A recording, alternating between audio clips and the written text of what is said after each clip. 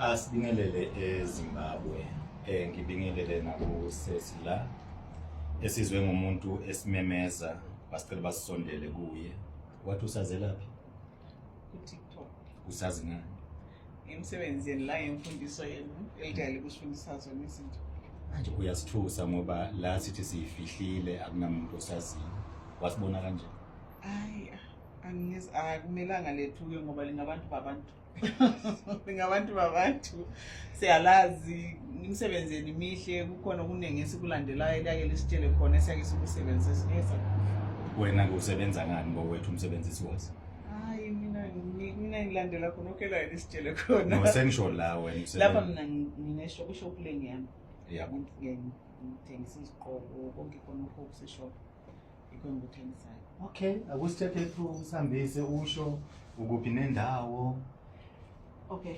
And ngithengisa ama-t-shirts la. Malini t-shirt? It's $20. Okay. Lama staff la. Awe Big 5 ndio balibona. Anti lapha libizobona le nyamazana lizibonile ngithi. Sizibona kusasa. Uyazibona kusasa likazibona. Okay. Yeah. Nasi staff. Okay. Sona sikumali. Let's see $25. So ke umuntu umevakashela usuke evakashela ukuthi nendawo mhlambe ongayizazi ukusupporta. Lapha kuthiwa kuselandela complex. Okay. Landela complex. Yikho okulama shop khona awothengisa ama t-shirts, ama curios, konke it's a souvenirs place nje. Alright. Yeah. And then siseZimbabwe. Zimbabwe la. Kuphi nendawo? Victoria Falls. Victoria Falls. Yes. Okay. Ake sibheke nangaka. Yabo nami sengiphethe iflag yaseZimbabwe. Engicela ukukusho usesi usimangazile.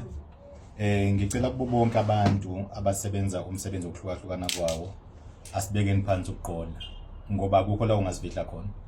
Asilindelanga ukubonwa umuntu kodwa ke naku ke sesibonakele lokho kusho ukuthi izwe lincane kakhulu. And siyafika nje namhlanje la kule ndawo esikuyo ngoba for the past within 24 hours sesigibele amabhano yamathathu. Sathi akeke size la. Boom, nangumuntu uyasibona. Bekuzoba njani kube mhlawumbe samqola. Siphinde futhi sithi hayi ake siyodlula eZimbabwe kanti ke sesiyojidayisa kubantu. So ke siyacela uma ukuthi mhlawumbe nizovakasha la eVictoria Falls niyobona amanzi nisondele la kusesi. Uthenge ongakuthenga uphose ongakuphosa. Makube njani? Ngicela ukukhomenta la. Kulabo abangifisela izinto ezimbili yabona ukuthi ngimeno bani. Angisabambeki mina sathikweni alingeke abavele bakhohle babili abavele bakhohle sesivele sikhuluma isibusiso mama kuyo le ndawo. Ngiyabonga nathi siseyimpini zethu eziyilwayo omanikiniki yesho kwangathi ke ibusiness yakho umsebenzi wakho ngiyabonga awuhlambuluki. Ngiyabonga Likhulu ibusiness. Sibonga ukuthi usilandela ula ekhaya kwintokozo kithi ukuthi nasemazweni angaphandle sithi masifika kube uyena umuntu uthi sawubona siyakwazi sikwazi ngeqinisa sikwazi ngamanga. So ke sithi kule business awukhule mama.